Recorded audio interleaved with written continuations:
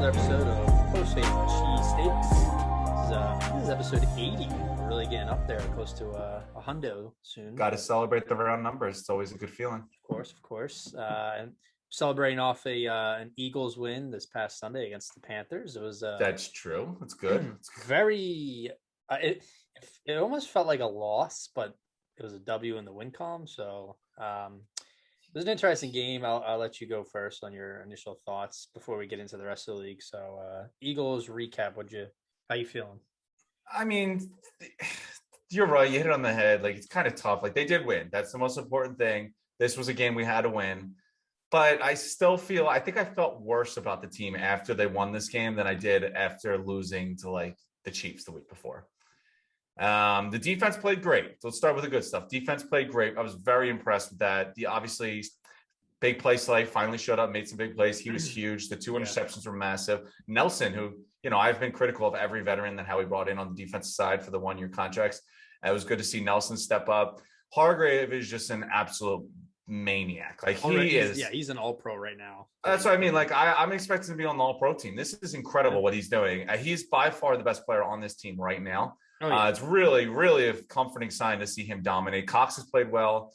I thought Cox and Hargrave in particular played really well last week. And then Nelson and Slay, and even Maddox. Maddox had some good plays there. I was really impressed with the defense and the aspect that they were able to make plays with the sacks, with interceptions. TJ Edwards doing something. That's always nice to see. You don't see that very often. Came with a huge block punt.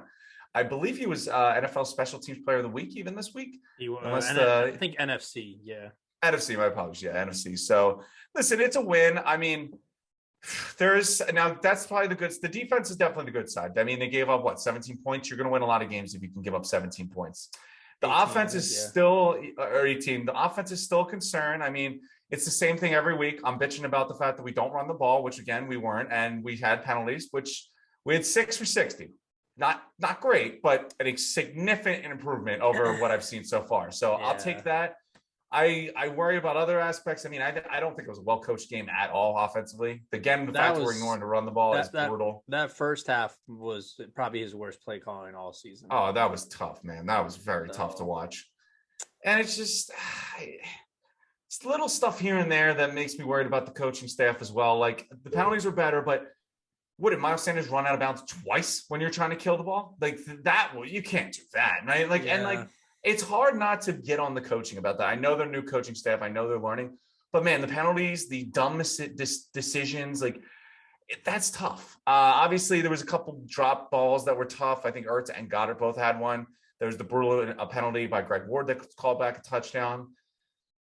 So it's definitely work in progress. Comes to the quarterback. I think we got more or less what we've been seeing already. He still shows good poise. He's careful with the ball, but the big plays aren't really there as much. The arm strength's not still in question. I like the fact that they ran him a little bit more. The RPO he had on the touchdown run was beautiful, and then the 2-point conversion right after that was incredible. I thought that was the best series in a while. So if they could just do more, ran the ball, they didn't do it enough though.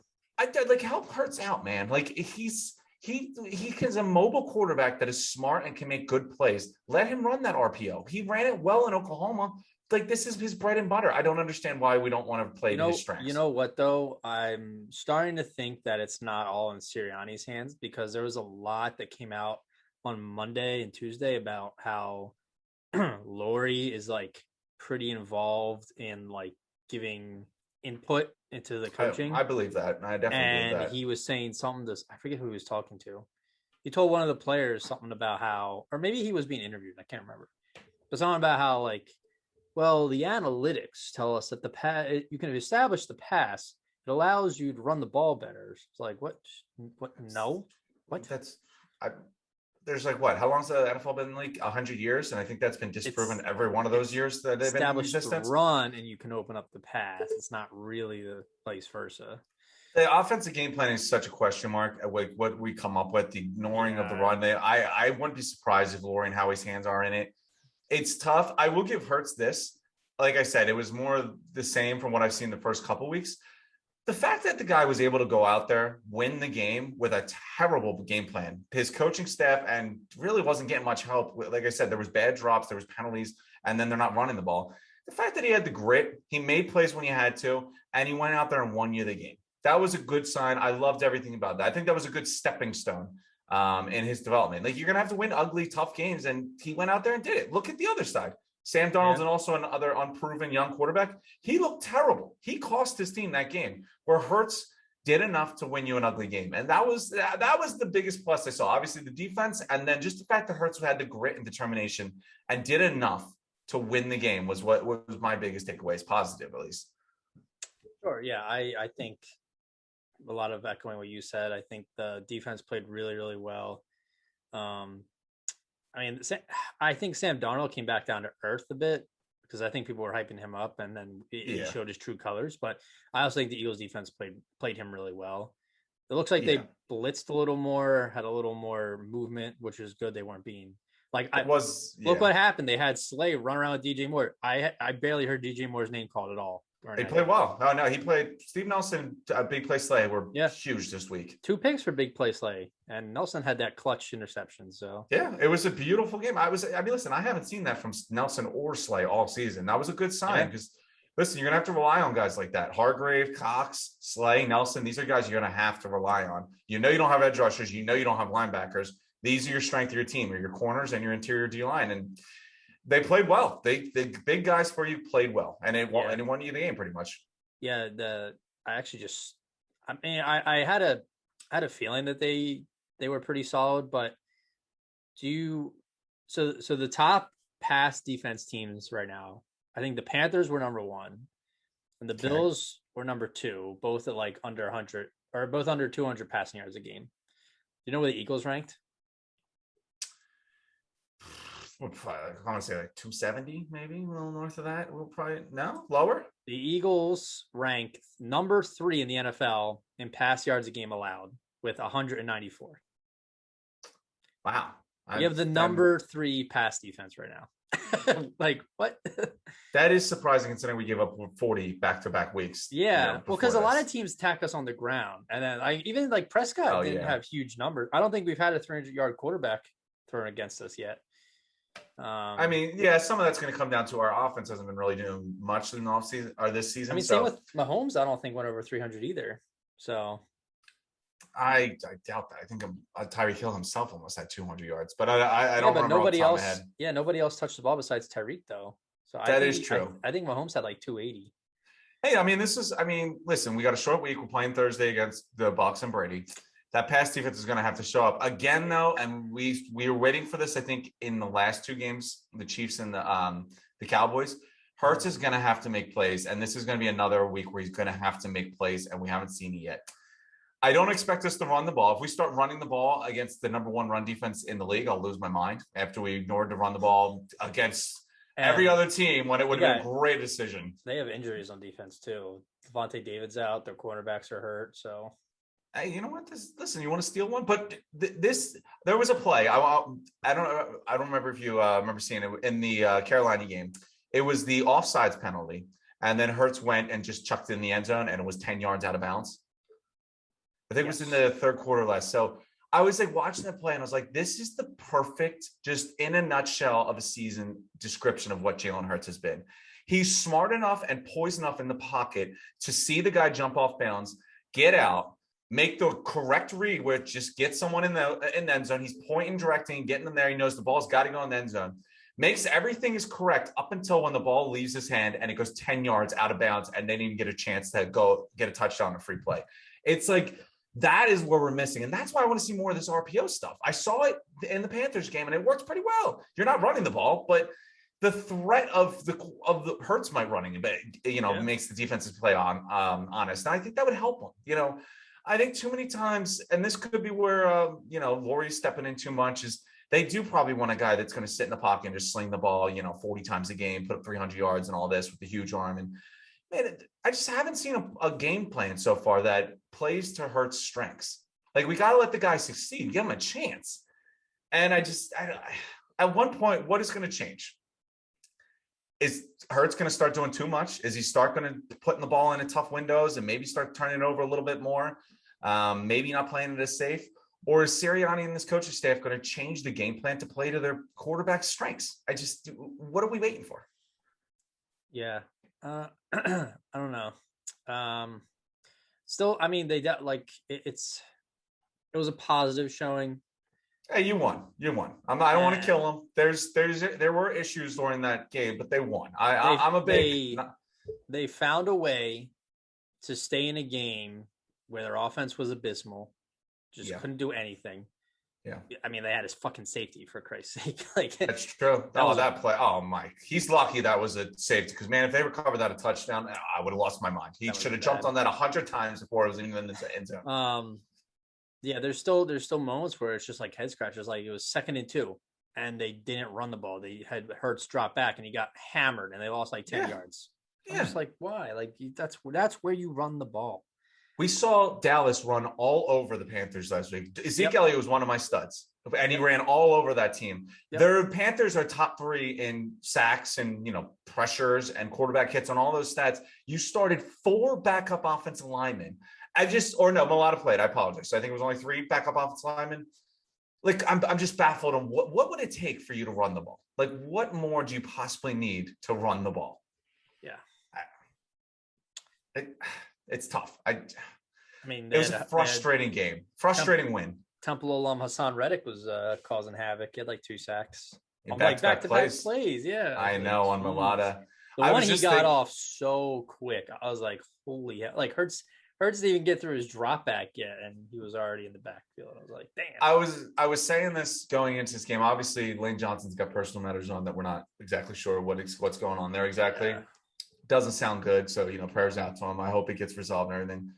But, I was saying, man, that these injuries and just that playing these inexperienced guys are kind of starting to set you up. You got a nice young offensive line. If you think you bring back Dillard, you keep Mulatto, Dickerson bumps to center whenever Kelsey moves on, which we might be this year. Sayamalo is perfectly fine as a left guard. Yeah. And then you use one of your many draft picks on a right guard. And Mulato's on a cheap deal if he keeps getting better. Dillard, let's be honest, hasn't been great. His rookie contract, so you could probably bring him back a little cheaper. I think he's played. I mean, not like first round. I think the last 2 weeks. The last 2 weeks are the best I've seen him play so far. For not having ever really started a game, like I think he's playing well. Same with Dickerson. Like Dickerson rebounded pretty well after his first game. So listen, this is thinking the offensive line of the future. Thinking Kelsey's going to retire. I don't know what maybe Lane moves on, retires, or you get out of the contract or do whatever you got to do. The core you have of the offensive line of the future with Dillard and Mulatto, as the bookends. Yeah, Dickerson I think will be a fine center. We know what Sayamalo is. Bring in another guy. That's not a bad offensive line to keep rolling with. And we know how important that the offensive line is to success. I mean, that's where we've had the most success when we were in those Super Bowl years and going to the playoffs. Is that offensive line was just bullying people. Yeah. So that's the one nice thing because, like you said, I thought Dillard played well the last couple of games. I think Dickerson has rebounded a lot. He was rough in the Cowboys game, but everyone should have expected that. And he's played really well since then. Mulatto gives you the added advantage is you can bump him to a new position because the guy hasn't played football very long. So it's not like he spent his entire life learning left tackle. He didn't look great at some moments. The Riddick back-to-back sacks were a tough look. But, you're playing these young guys. You're setting up for the future nicely. You got a lot of young skill players. It's just, man, you got to make the most out of them. I like the pieces coming together roster-wise on offense, but the coaching and the game the game plan is just, I've been revolted by it. Yeah, I'm hoping it's. I mean, even when I was listening to radio and in the press conferences, you could tell Sirianni was like a little relieved that they won, but you could kind of tell he wasn't like super happy with it how it went. Like you could tell he felt like there was stuff that was wrong, which is how he should be. But of course, a lot of times an ugly win. Yeah, but I feel like a lot of times coaches will still be like, "Hey, we won. Like it's good. We're moving on." But he seemed like it was like. He knew it felt like a loss. So I'm just glad that he's still taking it all in. And we have to give him time because he's a rookie coach. So I listen, I agree with you. I'm very critical and I was very critical after this week, mostly because that game plan looked bad. Yeah. I see you coming from, but my problem is I'm seeing the same mistakes every single week. The penalties were better, but it's the penalties. It's not running the ball. It's like we're not even getting slightly better. We're just as bad at ignoring the run and committing penalties and stupid plays as we were in week 1. Where's the Yeah. progress? That's what I want to see. I want to see the progress. That's my biggest issue. Yeah, well, it'll be a good test against the Bucks, so we'll see. Yeah, I mean, listen, it's a short week. Crazy things happen. I mean, I know who you're picking this week. You got to stick to your preseason guns, and you called it. So we'll see. I mean, the defense is going to have to play big. They're going to have to slow them down. Again, Hurts is going to have to make plays. That offense is going to have to make plays, and it's not just Hurts. Goddard and Hurts both had bad drops. I'm still waiting for more from all of the young wide receivers. They've shown flashes and, glimpses of potential. Quez looks nice still. Quez does look good. He's probably looked the best so far this season, to be honest with you. I think Davonte's been good. Rager's not been up to what I thought based on what I saw in training camp and what I was hearing, I thought he would be doing more. It looks like it just seems like he's not getting separation. Or if he is, he's getting open too late and, Hurts has already got rid of the ball. But yeah, with Davonte, it seems pretty clear that going into each game, the defenses are taking away Davonte Smith.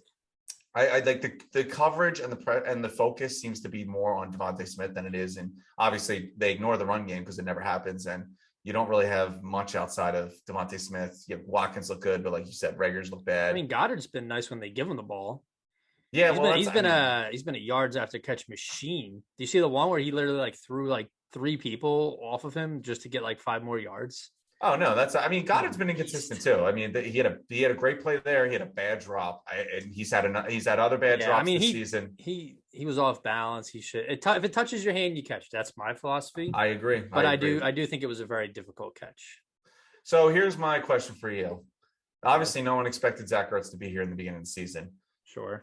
Do you want to see Dallas Goedert play more? Because it looks like our Ertz is out there getting more snaps. At times, Ertz looks like the better player. But are you still trying to just translate? This is a rebuilding year. We all know that. Ertz wasn't supposed to be on this team. Do we really want to waste Goddard's developmental snaps? It could also be hard for him to get into a consistent groove when him and Ertz are just coming off the field as much. Well, for one, I don't think Ertz is going to get traded this year. No. He has. I don't think he's shown enough to warrant value for other teams. I still think it still looks like Goddard is the main option at tight end, but they use a lot more packages with both of them. I've noticed, which I think is smart. They're both still talent. Ertz still has talent. Obviously, that drop he had was bad, but yeah, he definitely has lost a bit of a step, but I still think he's a top 15 tight end when he's healthy. We'll see. I prefer to see more Goddard, absolutely, but I know they use him a lot on extra blocking, so they'll have Ertz go out for receiver. But yeah, which that's just it's playing to his strengths too. The guy's a good blocker, but we don't run the ball, so I want to see him out there catching passes. True. All right, moving on to the rest of the games and rest of the action in the league. Thursday, we had Rams Seahawks. Seahawks lost Russell Wilson to some pretty gross finger injury. That was disgusting. Yeah, that's gonna be tough. That might be the end of that season. You factor Russ is gonna be out for I think it said 4 to 6 weeks at least. And so you have who the hell? Geno Smith is starting. Who actually didn't look bad. Yeah, he had some moments. I don't expect him to play. There's a reason he's a backup. And their defense is for as much as we shit on our defense at times, especially the run defense, Seattle's defense is on a worse pace than Dallas's defense was last year. So yeah, it's it's been bad for a while. It's weird to say because Seattle was known for the best defense in the league for so many years, and now they're just terrible. Yeah, I really think it's gonna be tough. I think this might be a season blow for the Seahawks. I don't think they're gonna be able to win many games without Wilson. Like you said, with the defense, I don't think this is a very good team outside of the fact that they have Russell Wilson. He probably counts for 6 extra wins every year. So tough break for Seattle. I can't remember if I had them in the winning their division or making the wild card, but I definitely had them making the playoffs in the preseason predictions. I believe I had them as last in their division. They look like a 6-win team with Russell Wilson doing amazing things. Oh, I don't envision them because their defense isn't going to win them games, so it's going to come down to Geno Smith. So that's going to be a tough one for them. We had a early morning London game Jets and the Falcons was actually a lot closer than I thought. Hey, Jets. Kyle Pitts finally started Kyle doing Pitts something. finally had a what do you have, like 180 or 160 yards or something? Something like that. I think he had a touchdown. Yeah. Best game of his career easily. Yeah. Started him in fantasy. Didn't help me win, but he had a nice game. So Falcons won that. Then we had the Bengals and the Packers were tied and went to overtime, and both kickers missed game-winning field goals. And then the Packers came back around and made their. I think Crosby was like 3 for 6. Like he missed three field goals. This was a very bad week for kickers. Very bad week for kickers. The Colts kicker got cut, so. Oh, did he? Wow, really? Yeah, I think so. Blankenship? Wow, I actually didn't know that. Which is funny because I just dropped him from my fantasy team last night or this morning, and then I saw on Twitter that he got it was like a meme of like John Gruden and Blankenship like holding like high-fiving it. It was like both unemployed. So yeah. Wait, so not to get off track, but since you mentioned it, it was the big news this week so far. What is your thoughts on the John Gruden thing? Yeah, I don't think we should get too much into it because there's still a lot of unknowns, but I think it's after the first email, I was like, if everyone else around the league is saying it's not a big deal, and like even what's his name, the guy who did like Monday Night Football with Gruden all those years, he didn't seem Tirico? Mike Tirico. He did not seem offended by it at all. He thought it was it was what it was. It was 10 years ago, and I was like, they should move on. But then all those other emails started coming out, and all like racism and homophobia and all this other stuff. And then you're like, all right, clearly there's something going on here. And I think it was the right move to. I mean, he's never, unless like 20 years passed, but he's already in the 60s, I think. I don't think he's going to be in the league again. I don't think he's going to be. He's not recovering from this. Maybe he'll go coach high school football. Who knows? Maybe. Yeah. Yeah, it's disappointing. It's sad that it's still prevalent in today's world, but it'll always be there, unfortunately. And I think the other thing to take away from this is that this was an investigation by the league apparently, and they've been like going through like 650,000 emails, so that they have dirt on other coaches, probably other general managers, owners. So I would not be shocked if another coach gets forced to resign or another GM, like something comes out about them, because I'm sure there's a ring of like people involved in this. So. Well, now, going back to what you said with the investigation. Snyder, the Washington owner, was sending like apparently like nude pictures of their cheerleaders around. It's like, what? See, going back to the main point of this is I'm surprised. My first thought was because it happened so fast. Like we heard about the first email, and then then other emails surfaced, and then by the next day he was gone. It was like so fast. And then I think it was today or yesterday he got kicked out of the Ring of Honor for Tampa Bay. The Bucks did. Man, the fall from grace was quick, deservingly. The stuff he was saying was bad, and that's not acceptable. And I agree with that. But it's how quick it unfolded. It shocked me.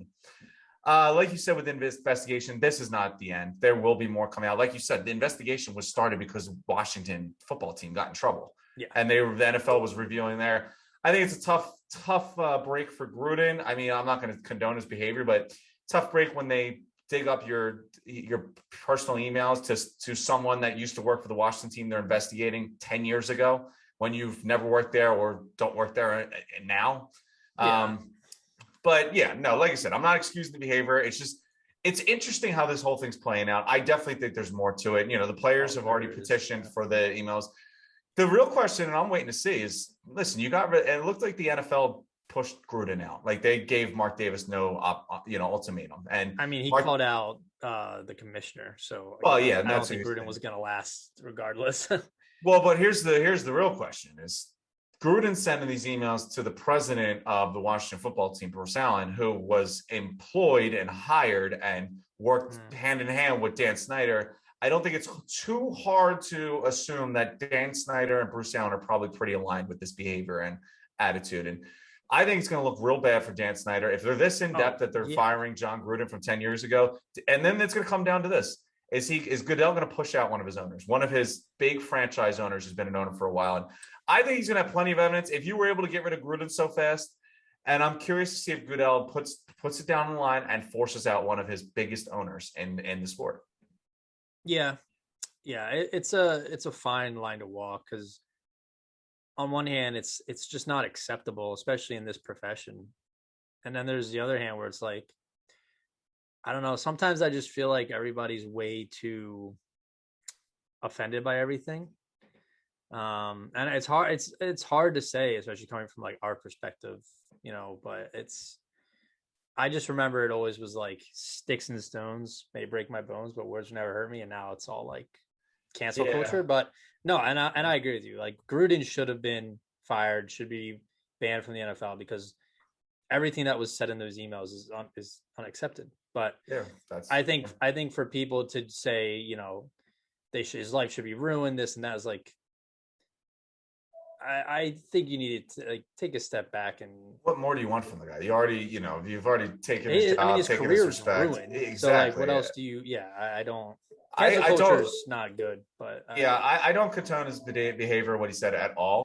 Yeah, it's gonna get ugly before it gets. We'll say, listen, they pushed out Richardson, the owner of the Panthers, with that Me Too movement kind of acquisitions. The NBA did it with Donald Sterling. They pushed him out for similar bad behavior and talking. I mean, I'm not saying John Gruden is a saint. I think Don Sterling's more worse of a human being than John Gruden, but I forgot about those are the only owners I can think of that were pushed out by the league, their league respectfully. And Snyder's probably the biggest name out of all. I mean, it's a huge franchise. It's one of the first franchises ever, the Redskins. And he's been there a while, and it's going to be interesting. That's what I want to see. I want to see if Goodell actually uses his might, uses his power, not to kick out a coach, but to go get one of these owners out. Yeah. It's going to be interesting. This is the beginning. This is chapter 1. This is definitely chapter 1. Yeah. So, hey, unfortunately in the NFL, you talk scores and stats, but you also talk controversies. The NFL is more in line with controversies than fantasy football, pretty much. And, they're always in line with it. But not to get distracted, but, keep your recap. It's just, the big news you got to get an opinion on. Yeah. The Broncos lost to the Steelers. Steelers were pretty much in control, and then the Broncos had a late push. But they lost Juju Smith-Schuster for the year on shoulder surgery. Yeah. So he signed on a 1-year deal to come back to Pittsburgh? 1-year deal. That might be it for him. Yeah, I would imagine. Good win for the Steelers needed that win. They needed that win. I feel bad for, this has got to be like the worst fan base to be a part of if you're a Lions fan, because you're just cursed. But man, another close game. They lost back-to-back weeks on a game-ending field goal. Yeah, one being a record-setting. 19-17. It's never a good sign when your head coach is crying by week 5 in the post-game interview. That's not good. I like the guy. Clearly he's passionate and fights for his players. Yeah, but it's not a good sign to see your coach crying by week 5 already. I don't care that he cried. I think it's just he's frustrated. I think that's all it was. Oh yeah, no. Listen, that's a good sign. If I was a player, I'd want to play for that guy. It's just it is the emotions of you've had multiple back-breaking losses. It's crippling the guy. It's killing him. And you listen. You see the guy cares a lot. I'd like him as a coach. I think he's got a different attitude to him than any other coach I've seen run for Detroit in the last 20 years. I actually see this guy as one that wants to fight and win. Yeah, I forget. Wasn't Jim Caldwell there for like all of a year? Probably. That's a very Detroit Lions kind of thing to do. Fire a coach after 1 year. I just remember him being fired like way too early. And like every Lions fan I've ever like talked to since then has been like, yeah, they should have kept on to him because he probably could have helped us. But oh well. Moving on, the Bucks destroyed the Dolphins. The Dolphins are just giving the Eagles a great draft pick right now. I love everything about that. Keep losing, baby. Keep losing. The Saints beat up on Washington. I don't know where Washington's defense is. Very surprising for them this year. Yeah, they've Like we fell on talked their about, face. Eagles beat the Panthers after. I mean, they didn't take the lead till 3 minutes left in the fourth quarter. It was their first Pretty lead all much. game. Yeah. So, Titans beat the Jaguars. For some reason, I feel like they play the Jaguars every week. Twice a year. Derrick Henry once again is not human and had another good game. Give you a little preview. I mean, it's just at some point I was like, I could put Derrick Henry on the studs list every week. He was my number one stud, I think, last week. But it's like sometimes I just get bored. I'm like, I can put the Derrick Henry, just pencil him in every single week. So he didn't make it this week just because I'm so used to him dominating the Jaguars, 180. Him and Tom Brady were the same thing. I'm like Tom Brady putting 4 touchdowns and 400 yards against the Dolphins, and Derrick Henry just running all over the Jaguars are like, I'm so used to that by now. It's not. I don't even think it's impressive anymore. I've seen it happen 1,000 times. Instead of so instead of 3 studs, you should make it 2, and then the third stud becomes the Derrick Henry honorable mention. So that that's just every single week. Every single week, I can make him a stud. Yeah, he's nuts. The Patriots beat the Texans in a close game, and Mills, the Texans rookie quarterback, actually played really well. They maybe they got a quarterback. Who knows? And we'll see. I mean, he was the number one. It was in the duds list last week after the 4 interception game. Yeah, but he turned around and had a really nice game. So. He did, and you know what? I'm surprised because Bill Belichick does not struggle against rookie quarterbacks. Rookie quarterbacks don't find success against him. I'm surprised. He's only won by 3. I'm very surprised by that game in general. He had 300 yards, 3 touchdowns for David Mills, no interceptions. Yeah, very surprised by that. Percentage. Yeah, they were in it that whole game too. Yeah. The Bears beat up on the Raiders, 20-9. Defense looks good, man. Very Raiders good. Defense looks like they're finally back to where they were that first year Khalil Mack came in. You know what? The energy of having Fields out there has just changed this whole team. You know, the defense looks better since they've named him a starter. Do I think he's affecting the defense? No, I think you're just kind of clicking right now. But I think it's just the energy and excitement to have a new guy out there and believing. You know what you are with Andy Dalton. You're going to be an 8-8 or 9-7. Did Justin Fields? You never know. Maybe he takes an elite defense and does something with it. Yeah, we'll see. Let's see what else. The Cowboys beat the Giants. It was actually a little bit closer in the beginning. I think at half it was only like a touchdown or 10-point game, but then Cowboys put away. And I mean, I typically never feel bad for NFC East teams, but Giants, I mean, they lost 4 starters that game. Like Saquon had a bad ankle injury. They lost I forget who it was. Daniel Jones concussed. Yeah, Daniel Jones. They lost a receiver that Tony threw a punch and got ejected. They were down to backups. Yeah, the Daniel Jones play I won't understand. They just did that quarterback rollout at the goal line when they had 2 unblocked players. Dude, what do you expect them to do? You have 2 guys coming at your quarterback. I'm going to crush them. And what happened? They crushed him and he got concussed. Oh, stunning. Shocker. Yeah. But yeah, Cowboys, unfortunately, their offense looks really good. Yeah. The Cardinals beat the Niners in a low-scoring game. Kyler didn't have his best game, but they still found a way to win. And Trey Lance started that game because I think what's his name is hurt, I guess. And Trey Lance got hurt too. Sprained his knee. A lot of injuries this week. Yeah, he did. Jesus. I said this could be game of the week, and I think after looking back, it probably was, except for maybe the Monday night game. Yeah. Chargers, Browns. The stat line for this game is insane because the Browns set a record. I think it was teams that had 400 yards or more, scored 40 points and no turnovers, were 400-0 or something. And they lost 47-42. It was. I mean, look at this. Their leading rusher had 161 yards and a touchdown. Their leading receiver had 149 yards and a touchdown, and they lost. Yeah. You're talking about 2 guys that won. You had a guy running for $150, $160, and a guy running for receiving for $150, and you lose. That's just. And no picks, no fumbles, no nothing. And now Baker played a clean game. It was a 47-42 shootout. Great game. Yeah, it was a great game. I gotta say, I gotta give respect to one guy. I had wasn't very high on coming to the year. Man, Austin Eckler is the number one running back, and he plays very well. He's versatile. He finds the end zone. He's strong too. He reminds me of the Doug Martin muscle hamster kind of build. Okay, I like that comparison. Yeah, I was of the same mindset where I didn't think Eckler was going to be. I thought he was like that scat pack change of pace guy. I never thought he was going to be like a 3-down back, but he's definitely like. I regret not taking him in fantasy because I have all my running backs are fucking hurt. Yeah, Barkley and Jacobs, and so hey, he's an absolute dual threat too. And put him in the MVP conversation. Justin Herbert has turned that whole offense team and everything around. I'll get to him later, but put him in the MVP conversation. That was a hell of a game. I will say, I mean, it's kind of always quarterbacks, but I would say without a question, the top 3 MVP runners right now are, well, I would have said Stafford still, but he's not looked as great lately. But Kyler, Lamar Jackson, and Justin Herbert are the 3 like runaways right now for MVP. I agree with that. I put Josh Allen in it.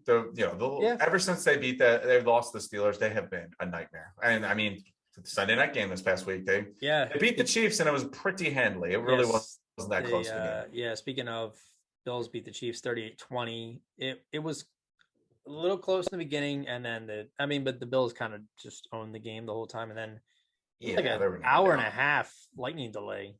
I forget how long it was because I went to go do laundry because it was taking forever, and I was like, at one point I was like, all right, I need to go to bed, and I just woke up and saw the score. It's like I got work at 6 a.m, so it was Bills look really good. Chiefs defense is rough right now, so we'll see. They've looked bad, man. The Chiefs, they don't look. We talked about that. They don't look like the same team. They look like a 6-win team with Patrick Mahomes, and like it's really the skill players aren't the same. I mean, Hill and Kelsey are still awesome, but offensive line hasn't looked good. They don't have much of a run game. Edwards-Helaire just got hurt. That defense is just awful. There's nothing about that defense that is good. The red zone defense in particular is just an embarrassment. Yeah, it's looking rough. And then the final game, which was wild. Colts were up like it was like 20-25-9, I think. Yeah. And then the really Ravens wasn't close at all. Ravens came back, went into overtime, and Lamar Jackson on the first drive drove him down the field and scored.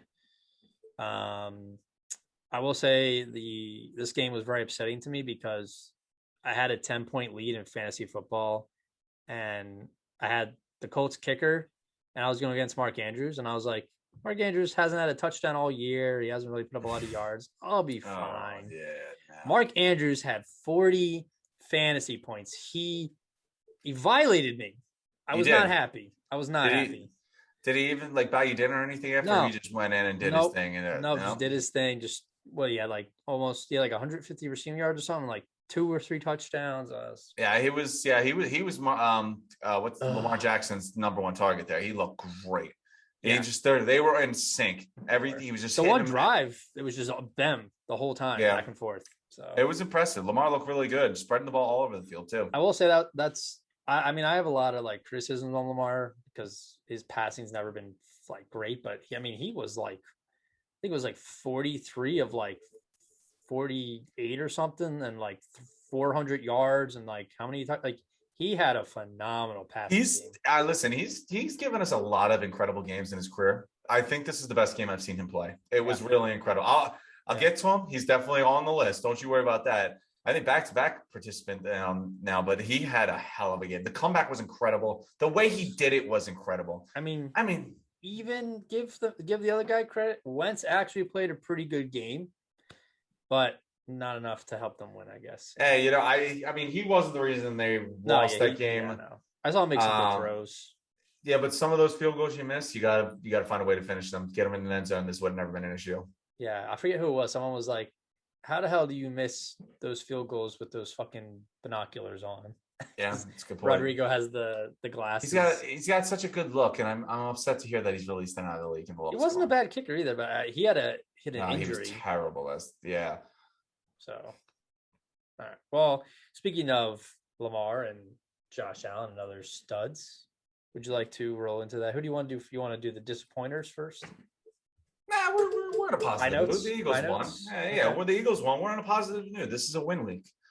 So I think I already mentioned this earlier. There's incredible performances all week. There was really tight competition. I mean, Derrick Henry just did his normal. I think he went for 180 yards, just absolute beast. Didn't make it this week. Tom Brady, I mean, put up on a hell of a game, 404 touchdowns. Also didn't make it this week. We already mentioned Kyle Pitts' incredible game. Mike Williams had a hell of a game. Austin Eckler even put up a hell of a game, but neither of them made it this week. So we'll get right into it. The first stud, and you know what? There's certain things that catch my attention right away. You go over the 200 barrier mark and rushing, receiving, whatever it is, that catches my eye right away. Being important, pretty much being the focal point of your offense all game when, you know what? They needed you to step up. Everyone knows he's the best player on the team. He gets tripled and double teamed every single game. Went against a pretty solid defense and was incredible in a tight game. Went for 11 receptions, 206 yards with a touchdown. In a super tight game where they needed every one of those yards, we got Davonte Adams as our first stud. Special shout out to another young guy that had a hell of a game right aside him in the same game, but studs and losing effort doesn't get you on the studs list. Jamar Chase, 6 receptions for 159 and a touchdown. He balled too. The rookie class this week looked very good. He for as bad as he looked in the preseason, to bounce back like this is like pretty impressive. He's he sat out a whole year. His last year of college didn't play, so I wasn't getting too much in the training. He's looked great since he's come back. Him and Burrow want a connection, but it's that experience connection. Davonte Adams and Aaron Rodgers to find a way to win the game, but Davonte Adams had a hell of a game. And whenever you get 200 yards receiving when you are getting triple and double teamed all game, that's an impressive feat. Yeah. Moving on to one of those guys that was part of the game of the week, as we were already saying, an absolute shootout with 89 points scored. Guy that, I already said, put him on the MVP watch because this was an MVP performance. Once again, the Browns we were gassing them up as one of the best defenses in the league up until this week, and they went ahead and put 47 points on him. Looked great, looked poised doing it. He was clutch down the end, very balanced, spread the ball all over. Mike Williams, special shout out for 8 receptions, 165 yards, and 2 touchdowns, which, man, that's good. Mike Williams has been a beast every season this year. I was so close to putting him on, but you know what? He didn't get it on there. The boy feeding him the ball did. 26 of 43 for 398, 4 touchdowns against what I thought was one of the best defenses so far this year. Incredibly mature performance. That just showed his feel, comfort in the game, slinging the ball all over, never looked rushed, never looked out of sync. I already praised Mike Williams and Eckler. They all played well, but the energy behind this team since Herbert has stepped into the superstar that he is now. The head coach, Brandon Staley, looks great. He's my lead, I think, for coach of the year. But Justin Herbert, hell of a game against a very good team, against a team that they might see in the playoffs later on. So Justin Herbert, second stud. Moving on to a guy that plays the same position as Justin Herbert and had a hell of a game too. And I'm not trying to discredit Justin Herbert at all. But this guy, the way he won, it was pretty impressive. His passing stats weren't too far off Herbert's. He went for 37 for 43. The efficiency right there alone is just breathtaking. To throw the ball 43 times and miss it, 6, that's impressive. 442 yards and 4 touchdowns. To go along with his 14 carries for 62 yards, leading the team in rushing yards. His 442 yards passing, a career record, career best for the guy. And to do it in a game you trailed 25-9. After he fumbled that ball in the red zone for them, which looked like a crushing moment, he went and the next 4 drives scored a touchdown each time. Got the ball in overtime, didn't think anything else besides just go score, and he did it right away on the first drive. Lamar Jackson, in what is easily the best game I've seen him play in his career, looked incredible. Yep. And he did it, and you said you were very critical, and you're not the only one about his passing game. Mm-hmm. And this is not the first time that he's on the stud list for his excellent passing game this season. He's really developed as a passer. He looks good. He looks accurate. His deep ball looks incredible with Holly Brown, and you already mentioned how Mark Andrews destroyed you in fantasy and how awesome he was with Lamar. Yeah. But honestly, a gritty game, national TV, comeback from 25-9. especially when you're the guy that fumbled the ball when you're about to score and things weren't looking good and you rallied your team and got them the win. That was impressive. So Lamar all deserved it this week. Tough competition, but Lamar's the number one stud for week 5. No, yeah, I think Lamar deserves the number 1 spot. What about the duds? Who was the naughty boys? So it's a couple of them. I mean, just like Urban got out of the dud list last year, I didn't put John Gruden on the list this week. I apologize. It's, hey, on the field is what I look for. Did he have a rough week? Of course he did. But we're going to leave the guy be. I don't need to kick him and put him on the dud list when he's already had enough going on. Moving on, though, I'm not going to be so nice to one of his former players. Okay. A guy that he was on an MVP trail throughout the season. This was by far his worst game. He only scored 9 points. 9 points. Didn't throw a single touchdown. Went for 22 of 35 for 206 and 1 interception. The defense he was playing against looked elite and menacing, but man, Derek Carr, you were just under siege all night. Your passes didn't look good. Nothing about that offense looked good. And that was a tough game because that was Gruden's last game of what I assume is going to be his career. And Derek Carr, you got on the dud list here because you had a horrific performance. And I remember you did the 2 Wiz segment. I think it was week 1 or week 2 where you said, is Derek Carr in the MVP consideration? I, a big Derek Carr criticizer, said that he is. All that is gone now. This was a brutal outing. I don't think things are going to get better in Vegas now that Gruden's out. I think Derek Carr goes back to being the middling quarterback that he is on a disappointing team. So I think the Raiders' fun has now come to an end, and Derek Carr has found his way on our deads list this week. Fair enough. This next one was tough. Not to find one, but then 1 and 2 are tough. They both deserve big duds. They both could have been 1A and 1B. Okay. I actually had it flipped the other way, but until you gave me a little tidbit, I had to switch it the other way. Oh. So it was a late minute switch, but this is 1A and 1B duds for me this week, to be honest. Stat line, 21 of 37, 177 yards, threw 1 touchdown, but went and threw 3 interceptions as well. And I promise you, considering I watched every second of this game that he played in, those stats are better than how he looked. That offense looked terrible all game against a defense that coming into this week had given up 40 points back-to-back weeks. They struggled mightily. 18 points is all they could manage. He was under siege, didn't look comfortable, made some terrible passes. The interceptions he threw they were good plays by the defender, but man, those were balls that you should have never even tried there. Guy that was gassed up just like Derek Carr, started really strong, had a little hype going to him, but things quickly fell apart. Sam Darnold, second dud this week. Really tough game. And you know what? I'm going to give the Eagles credit for winning the game, but Sam Darnold deserves a lot of credit for the Eagles winning that game. I think the first Slay pick was I don't think it was a great throw, but I think Slay made a hell of a jump on that ball to get up that high. It was a great catch. But the Nelson one was a bad throw, and the other Slay one I think it was just in the middle of the field. Yeah, he didn't look good at times, made a lot of missed throws. I mean, he had twice he had a wide open receiver that he just flat. Oh yeah, he looked really bad, man. The interceptions weren't the worst part of the game. No. Just the overall inefficiency and inaccuracy was really bad. And we already said the Eagles' offense did not look good. And Sam Darnold managed to look worse. They're not locked into Darnold. I think he's still on his Jets contract, if I'm not mistaken. So yeah, no, they haven't given the new deal yet. So you need to see him say how it works. But I mean, starting out, he looked pretty good this season. This week was a rough one. So him and Derek Carr kind of have similar tales to their story so far, except Sam Darnold's coach didn't just get, ousted. Moving on.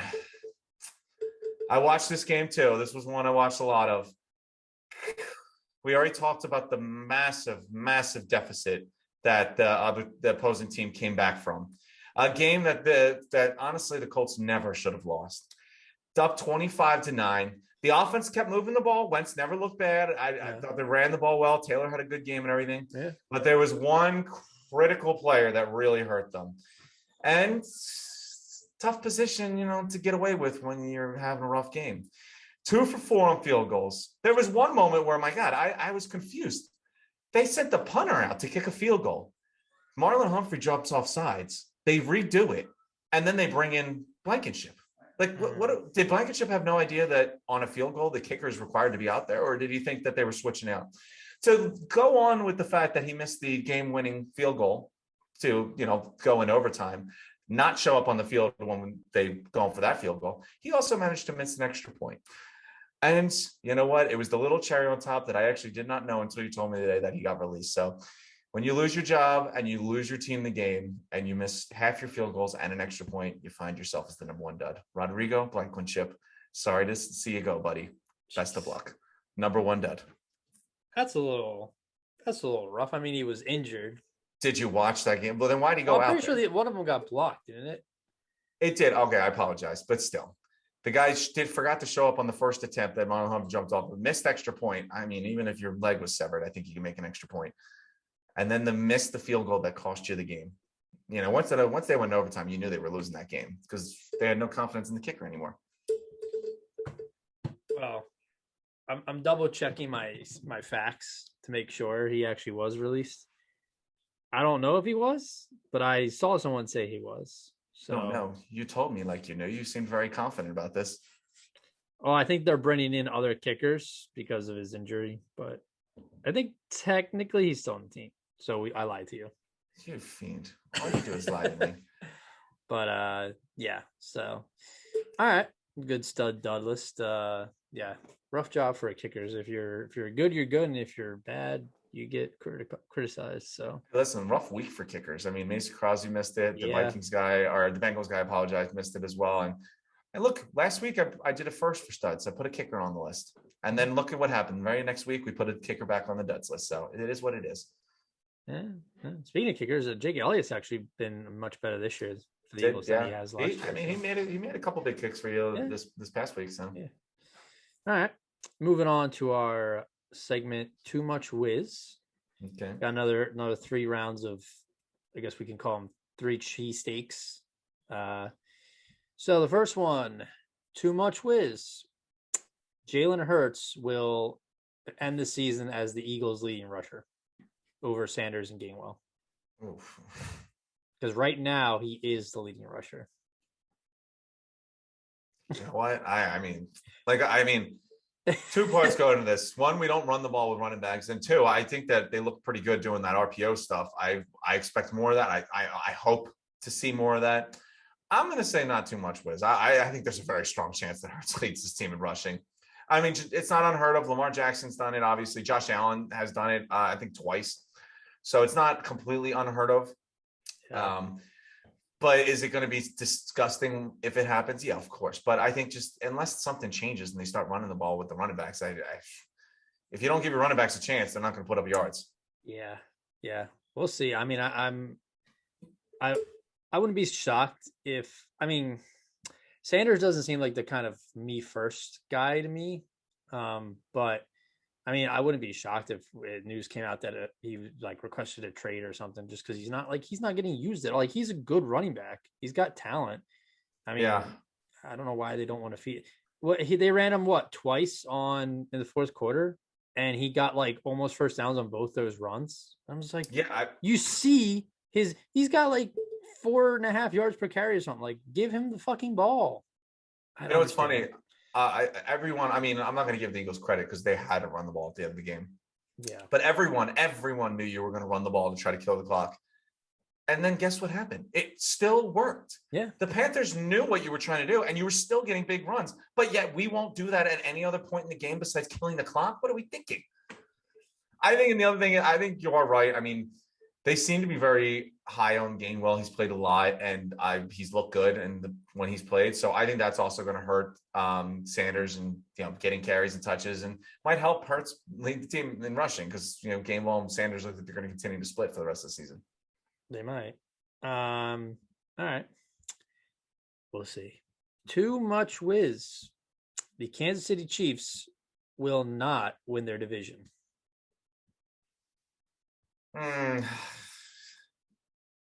I'm going to say too much. I'm not counting them off already. I think the Chargers are going to win, or maybe Denver. Denver, no. I mean, the Raiders. The Raiders are going to fall apart now that this whole Gruden thing's happened. The Chargers are the only one with a logistic chance. And Herbert looks great, and the other thing is, and I'll give Staley a lot of credit on Their this. defense looks That good, defense looks very good. Derwin looks great. Bosa's been big. They're making this defense is menacing, and they look strong. The coaching's good. I've been very impressed with the Chargers, but let's be honest. The Chiefs defense does look terrible, and they don't look the same on offense as they have in other years. But who are their 3 losses? They lost to the Ravens, they lost to the Chargers, and they lost to the Bills. Those are 3 teams that you will play in the playoffs, though. That's true. But the Chargers are going to play. They're going to start playing those things. They're going to play the Chiefs again. The Chargers are going to play some other hard teams. The Browns win was very impressive, but I'm not giving up on the Chiefs yet. They're a veteran team that's done this before. They'll look ahead. And, if they need to win 6 games in a row to close up the season and win the division, I very much have confidence in them being able to do it. They are going to play the Chargers again. I don't think they're going to lose that game. They got them the first time. I don't think they're going to lose it again. So I'm not counting them out yet. I know they have 3 losses, but this team's still, Patrick Mahomes still on the team. They still have Kelsey, they still have Hill. The defense hasn't been good in other years, and they succeeded. I'm not counting them out yet. All right. Yeah, I think the Chiefs will find a way to rebound at some point. I mean, they had a lot of injuries on defense, so hopefully they'll get some players back. Yeah. All right. And then my last point. This one's a little bit of just like a fun one, and I'll have to see if you understand what I'm saying, but okay. Too much whiz. The Detroit Lions, by the end of the season, will be the greatest, worst team we've seen in decades. I see where you're going with that. Because they're competitive. They play down to the wire, and they've lost both back-to-back weeks on game-winning field goals. And the previous games they were in, so I feel like a play away every game. No, you're right. They have more fight. They've been terrible for the last, 20 years. How long have we been watching football? They've been terrible for a very long time. Yeah. Them showing fight is actually a pretty, positive sign for them. They don't need to win games as long as they look like they're fighting and competitive, which they do this year. These losses don't seem like the normal losses. True. With that being said, this Lions team coming into the league, I thought was one of the worst rosters in a while. Yeah. You talking about those tough games, just look back. They've put up 17 points, 14 the week before, 17 the week before, 17 the week before that. They managed 33 the week 1 when the Niners just gave up and they almost blew the lead. Yeah. But you've had 4 games in a row where you haven't scored over 20 points. Their defense is playing well because going with that, they gave up 19, 24, and 19 before that. But this team is very flawed. I think the defense is playing hard, and I think the Campbell's got them coached up, and that's why they're outplaying what we expect. But this offense is still awful. So I don't expect them to win many games just because I don't think they can score. And they'll be a 2-win team, but it's the Lions. I mean, I like that they're fighting, but they still look like a bad team. Yeah, I mean, all things considered, Goff hasn't been bad. He's actually been decent. Hawkinson's a beast. And honestly, they're running, but like the combo of DeAndre Swift and Jamal Williams has been a really solid running back combo. Like both of them, I think, are like top 20 in fantasy points. Yeah. And DeAndre, I don't know if you saw, but DeAndre Swift had a nasty, like just bulldozed a guy. And DeAndre's just not like a huge running back. He just ran somebody over against in their last game. So he did. I did see that. It looked impressive. I mean, they have some good pieces. I like their offensive line. They got played well. Pieces. They do. The defense is abysmal. They don't have that wide receiver on the roster. I mean, you name me. I mean, offensive lines guys, the tight ends. I can name Hawkinson, the running backs. Yeah, find me a wide receiver on that team. That's going to hurt them. Something Williams. I forget his something with the T. I forget his name. He was from the Raiders, but Tyrell Williams. He's on Tyrell Williams. Yeah. I didn't even know that. Well, good for him. Yeah. All right.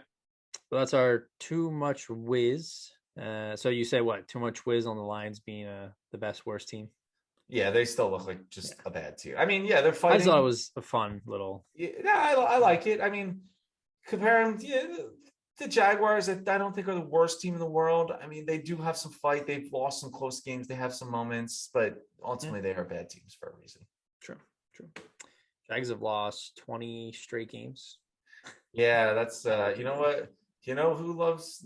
I wonder. What do you think Urban Meyer sent John Gruden in the mail? Did he send him an edible arrangements, or do you send him like I don't know, Chucky Doll. You send him like, the 2002 Buccaneers, Super Bowl videotape, so he can relive the good memories. Like, you got to send him something because he took all the attention off you, buddy. I was gonna say he's probably like, thank the Lord, like I don't have to worry about this shit for a bit.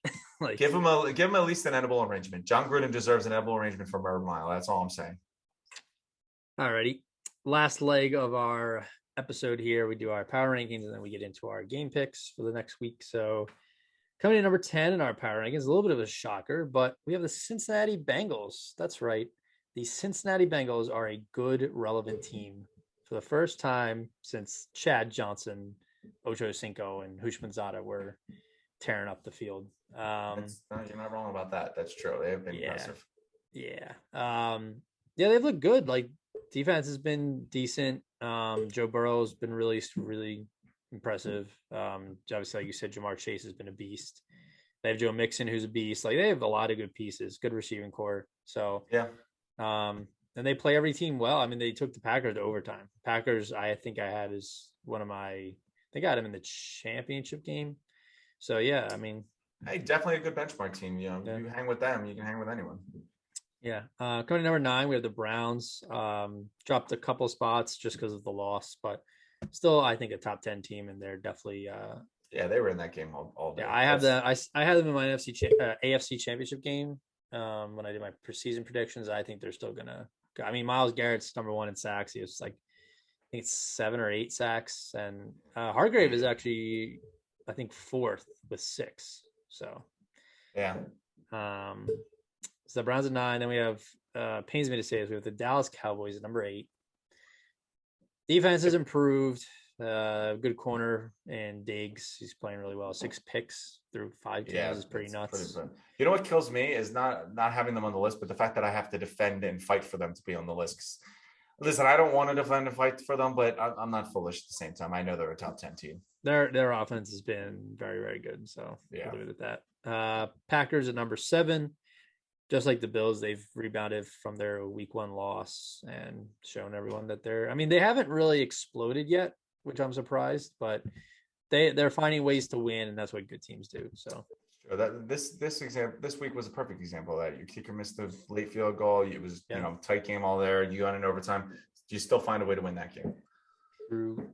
Then we have the Chargers moving up to 6. I've been pretty impressed with the Chargers this year. Of course. Justin Herbert's looked really well. They're really good. Another team that's really surprised me after week 1, the Ravens, number 5. They've had how many overtime games now? There's no quit. And I never would have, of all the teams in the league, like a John Harbaugh coach team, I would assume would never quit. And that's exactly what we're getting out of them. And Lamar, with the injuries they've had plenty of reason to quit. And they've had, again, this has been a team that good teams find a way to win. And this is the best passer I've seen, best passing season I've seen from Lamar in his career. He's always been a stud. He's always been an incredible runner. He looks really good through the air. And that's what everyone's been waiting on. All of his many critics he's had, that's what if he keeps this up, he's going to be a problem. Yeah. Yeah. And then our top 4, I believe it's the same as last week. So we have Bucks at 4. Rams at 3, the Bills at number 2, and the Cardinals at number 1. So those Bills and Cardinals right now are the clear favorites as best 2 teams in the league. So just Cardinals get a little edge because they're undefeated still. So all righty, moving on. Next week, baby. Always looking ahead. Big game Thursday, which will be today when you listen to this episode. Eagles are taking on the Tom Brady-led Buccaneers. Oh, I've been waiting 6 weeks for this. You go first, my friend. And before the season started, I said this is going to be a trap game for the Bucs. It's a perfect game for the Eagles to come out with a big upset. I'm going to stick with it. I'm going to take the Eagles against a hobbled Buccaneers defense with injuries.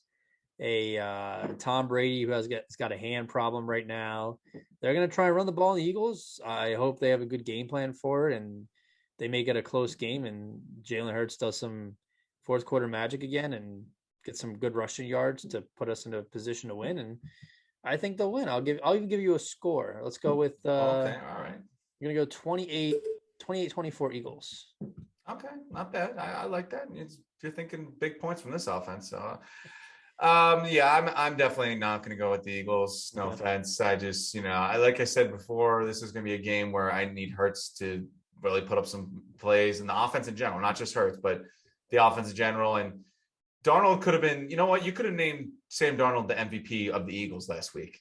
Tom Brady is not going to win you this game. Like, he is not going to be horrific like Darnold was. You can't rely on bad passes. So yeah, I'm going to go with the Eagles. Or I'm sorry, the Buccaneers. I apologize. Oh, okay. Yeah, you're twisting my mind. All right, and then we have the doozy here. Miami Dolphins versus the Jacksonville Jaguar. Oh, this is another London game, 9:30 in the morning on Sunday at Tottenham Hotspur Stadium. I was supposed to go. Shout out to the government for giving my visa a month and a half later than I expected. So I will not be at that game. But you know what? That's funny. So Charlotte actually asked. She messaged me on Instagram and she said, "What game should I get tickets for Tim for?" And it was that one or the Falcons Jets. And I was like, I think he would rather see Tua versus Trevor Lawrence. You were right about that. So. I was getting Jacoby Brissett over Trevor Lawrence instead. Yeah.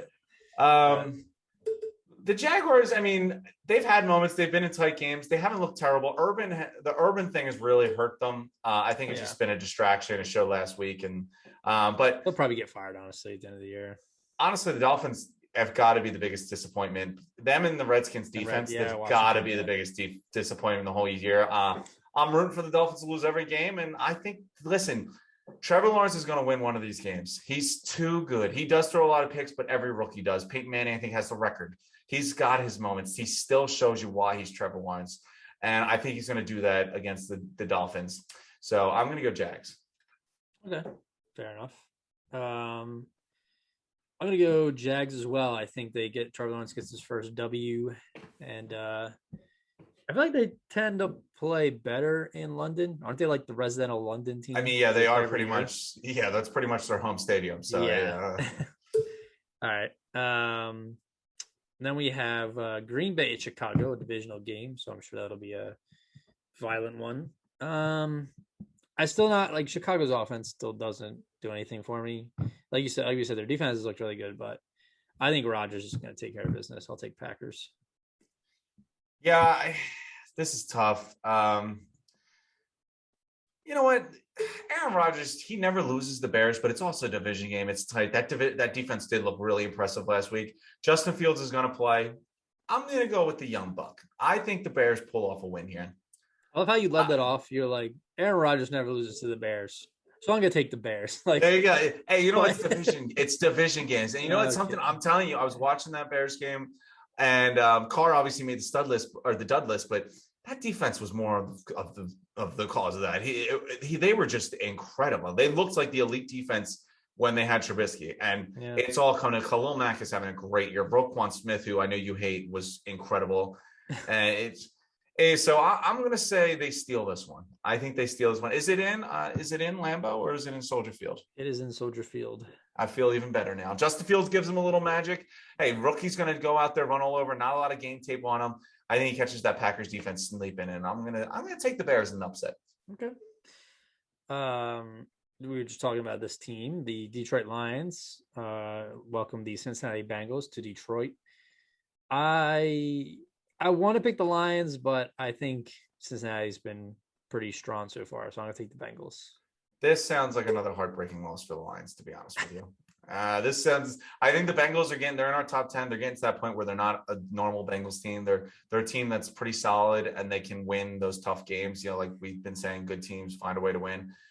I think the Lions are going to play them tough. I just think it's going to be another heartbreaker, but I'm going to take the Bengals. Yeah. Next we have Houston at Colts at Indianapolis. I think Colts have a nice bounce back game because they're 1-4. I can't. They need to win this. They have. Hey, the Texans looked good last week against the Patriots. I was surprised. But you're right. The Colts can't lose this game. I mean, for the Eagles' sake, I'm hoping they win. If they go 1-5 and they lose to the Texans, they might just pull Wentz now to keep the top 5 draft pick. So I'm going to say the Colts win this. Like you said, they need a win. I do think they're the better team. So I'm going to take the Colts. I'm not going to spend too much time on this one. The LA Rams travel to New Jersey, take on the Giants, who have so many injuries. I'm going to take the Rams. I would take the Rams even if the Giants were healthy. So Yeah, that's a good point. I'm going to say the Rams as well. I won't babble on too much. My only question is, do we even know who the quarterback of the Giants is going to be?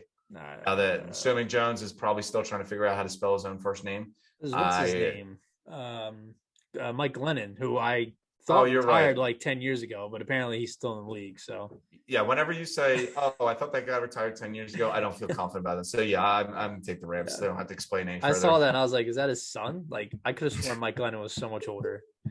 But yeah. Then we have the Chiefs at Washington. Not a good stretch for Washington for them because they need some wins to get their team right. Because I think Heineke's a solid quarterback, but Me too. I think the Chiefs need this game just as bad as the Colts need their game. So I'll take the Chiefs. Yeah, I think I believe I took the Chiefs last week to beat the Bills, mostly because I expected them to bounce back. I didn't think they were going to lose 3 games this early in the season. They're going to go out. They're going to win this game. I think it's going to be close. I'm going to say it's going to be a close game. I've been very impressed with Heineke so far. It's going to be a shootout. It's going to be a close game, but this is going to be the Chiefs winning. That this is a veteran team that needs to win. They're going to beat the team, the far less superior team. I feel like this. I agree. I feel like this could be like the Bucks Washington wild card game where it's like super close. Oh yeah, that's. I mean, listen, Heineke's look good, and that Chiefs defense look bad. So I think it's a good mixture for a high scoring shootout. But you get in a shootout, Patrick Mahomes, he's going to win this. Next game we have the Vikings at the Panthers. I think poor Dalvin Cook just cannot like ever stay healthy. Like he was out another game. But I think Carolina's dealing with some injuries on defense now after the Eagles game. Is Sam Darnold run CMC going to play? He's questionable. But regardless of whether he plays or not, I'm actually going to go with the Vikings. So okay, I mean I heard some return for him. I mean, you could say the same thing about both of them. I mean, Cook and McCaffrey have both some buzz about their injuries and whether they're going to play. Always the good running backs that are hurt nowadays for fantasy purposes. Excuse me. Yeah, obviously I've been ever since I've told you how entertaining the Vikings are, their offense has just been anemic. I think they put up 17 points this week against the Lions. So that has really made me look like an idiot. Yeah. And I'm not a fan of that. So I'm going to go against them. I think their defense is terrible, and I do expect McCaffrey to play. So I think that's going to be enough offense for them to win. So I'm going to go Panthers. Okay. Yeah, you said they were the greatest show on turf, and then they've put up less than 20 points. I said they were the greatest team to watch on TV. They were extremely entertaining. It's not aged well. Liar. I think they put up 19 points the week before that. It's not aged well at all. Yeah. Really good game. Last 1 o'clock game, we have the Chargers at the Ravens. I'll let you go first because I really don't. This is a coin flip. I don't really know. You know what? The Ravens have been rolling, and they've won some crazy games. I mean, that Monday nighter against I didn't remember who it was with, but even this past one with the Colts, they've won some crazy games there. Yeah, I think that's the one I was thinking of. I think that their luck kind of runs out a little bit. The Chargers are a good team. They already proved they can go toe for toe and just beat a good team in the Browns. I think they do it again. I think the Justin Herbert show just keeps rolling. Put him in the MVP conversation, put Staley in the coach of the year conversation. I think LA wins this game. Fair enough. I think the complete opposite. I think the Chargers show takes down a little bit. I think Baltimore just has so much momentum going off so many crazy wins that they're going to just take it right into the Chargers. So I'll take the Ravens here. I mean, yeah, he put up 49 points last week against a top 5 defense, in my opinion, against the Browns. I think they might have needed to save some points for the Baltimore game. So they couldn't afford to save any. I mean, they 49, what was it, 49-47? They needed every single one of those points to win that game. Yeah. First 4 o'clock game we have is the Cardinals taking their undefeated record to Cleveland. This one's tough. I think the Browns eliminate the last undefeated team. They bounce back from playing a really good game, but just couldn't win. And I think they I actually don't think it'll be close. I think Cardinals have a bad game. I'm gonna go on a limb and say Browns just dominate. I think it's gonna be close. I think this is actually the toughest game to pick that we've done so far. The Browns do need this win. I really think they need a bounce back, but Yeah. this Cardinal team has looked like the best team in football pretty much all year, maybe aside from the Bills after the week one. I still think they find a way to win this game. I worry about Baker, man. The passing game in the Cleveland looks bad. Odell is a non-factor. Baker looks so inaccurate. We know about the torn labrum now. The pressure is going to be heavy with Chandler Jones and J.J. Watt.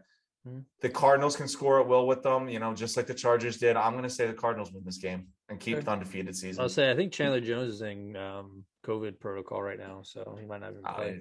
Listen, COVID's a thing of the past. He'll play. Well, clearly not, because Goddard's not playing because of COVID. So, all right. Then we have Doradas and all their misery.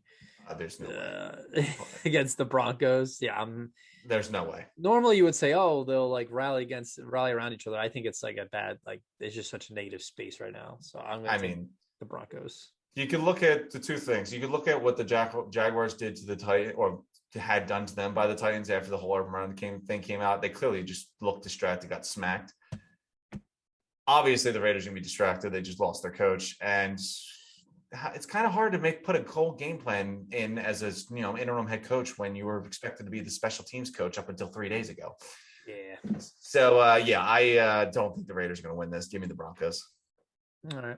Then we have a Dallas Cowboys at the New England Patriots. I'm interested to see how this plays out. I'm curious to see how the Dallas offense does against the Patriots defense, so I just do think is solid. But I don't think Mac Jones is going to do enough to outscore the Cowboys, so I'm going to take the Cowboys. I wrote down New England, and then when I looked at it again, I was like, they haven't really looked great all year. Like, even the defense hasn't been they were in a game with the Texans. That was. They played really well against the Bucs, but yeah, I'm gonna sadly take the Cowboys here. I don't think there's enough in New England to stop them. Yeah, I mean, even looking at the game last week, I mean, the Texans were in that game, but they still only put up 22 points, and then Mac Jones did manage to make some magic happen at the end to win that game, but. You're not holding the Cowboys to 22 points. You're going to have to make more than just that drive at the end to beat them. So I just don't see that happening. Yeah. Sunday night football, Seattle at Pittsburgh, two teams that are not looking great right now, but Seattle is in worse, and it's at Heinz Field. So I'm going to take the Steelers. Steelers are going to get very lucky because, I mean, they had a must-need win this past week, but they're going to play the team that everyone wants to play right now, and that's the Seahawks. They're reeling. I mean, besides maybe the Raiders, they lost their quarterback. I think the Steelers win this, and it's a much-needed win for them too. Yeah. And then the Monday night game should be a fun one. Buffalo at Tennessee. I would not be shocked if Tennessee won, but I think Buffalo is way too hot right now, so I'm going to take the Bills. Yeah, Buffalo's just absolutely rolling. Four straight, so yeah. Yeah, since week one, they've just been dominant. I'm not going against them. They don't look like they're slowing down. The Titans have been very sketchy, especially on the defensive side and the offensive line. So I'll take the Bills. All right, and that wraps up our week 6 already, game picks. So we're at what, 1/4 through the season already? That's pretty sad. It's gonna be. We're the first bye weeks this week. Yeah, I think the Falcons and let me see, Falcons, Saints, the Jets, and the Niners are all on buys. I was wondering what the Jets are. Niners could use that bye. They have injuries. So yeah, the Eagles have week 14, one of the last buys. Yeah, we're forever away. But yeah, it'll be a weird Sunday because there's no Eagles will play Thursday, so we have to wait a whole another week and a half till they play again. So that's true. But hey, you know what? If we beat Brady, I'll enjoy that week and a half. I'm not going to be surprised if they do. I think they can do it. It's just a matter of execution because the penalties have been coming down. They weren't as bad last week. well, this is the only week they've come down. I mean, they were averaging their 12 per game every other week besides this. I mean, you're right. They cut it. I mean, they cut it in half. 6 is still not a number I'm going to celebrate, but they cut it in half. So that's something to be proud of. But it's going to come down to the offense. Tom Brady is going to go out there and score points. You're going to have to score points with them. And I haven't seen him do that at all against anyone that wasn't the Falcons. So I'm worried, but we'll see. Hey, we'll see. It's Brady. We'll all be gassed up for Brady. So we'll see what happens. All right. I think it was a good recap, good episode, and looking forward to a fun game. If you're out in Philly, we might be at Xfinity, so come say hi if you see us. Good. Go Birds, baby. Go Birds. Peace out. Peace.